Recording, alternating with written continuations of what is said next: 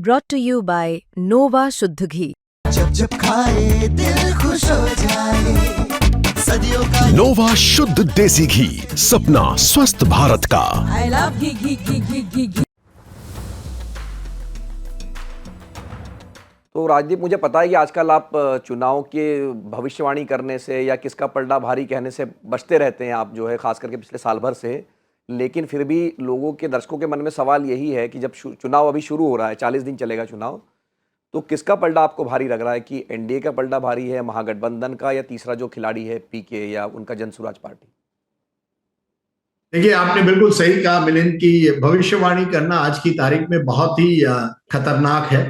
हमने ये पिछले साल 2024 जनरल इलेक्शन में देखा था, लेकिन मैंने महाराष्ट्र पर भविष्यवाणी की थी कि एनडीए को एज है, और आपने देखा आखिर में तो एनडीए को बड़ी जीत मिली। मैं उसी तरह से कहूंगा आज की तारीख में बिहार में अगर आप कुल मिलाकर जो स्थिति देखें, ये रेस के शुरुआत में एनडीए को एज इस वजह से है, 2-3 कारण है। क्योंकि एक तो उनका गठबंधन जो है वो बहुत ही व्यापक एक तरह से है, केवल बीजेपी और जेडीयू नहीं है, इस बार उनके साथ चिराग पासवान है, जितिन राम मांझी है, उपेंद्र कुशवाहा है। तो इस वजह से जो बिहार की राजनीति है वो गणित पर जिस तरह से कास्ट अरिथमेटिक होता है, जाति की गणित होती है, उसमें जरूर एनडीए को थोड़ा बहुत एज है।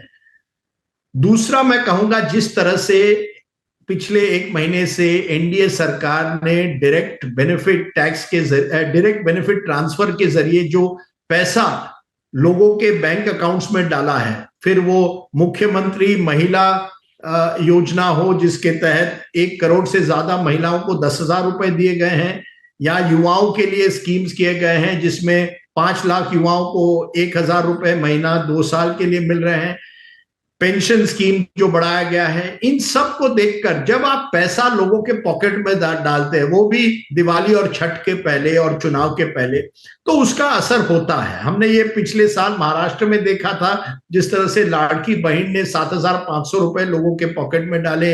हमने देखा था जिस तरह से मध्य प्रदेश में लाडली बहना स्कीम का असर हुआ। मुझे लगता है इससे इन 2 महत्वपूर्ण कारण, और तीसरा जो संगठन है जिसमें ग्राउंड लेवल पर जरूर बीजेपी खासकर की बहुत मशक्कत करती है, इन तीनों कारणों, और रिसोर्सेज भी है, साधन उनके पास है, एनडीए को एज है। लेकिन महागठबंधन के पास 2-3 एडवांटेजेस भी हैं।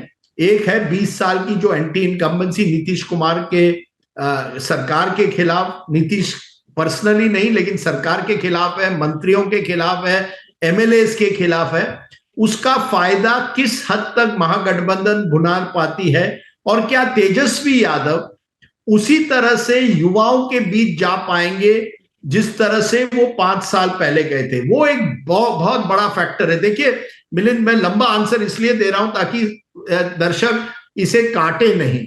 2 महत्वपूर्ण डेमोग्राफिक्स हैं बिहार में, महिला और युवा।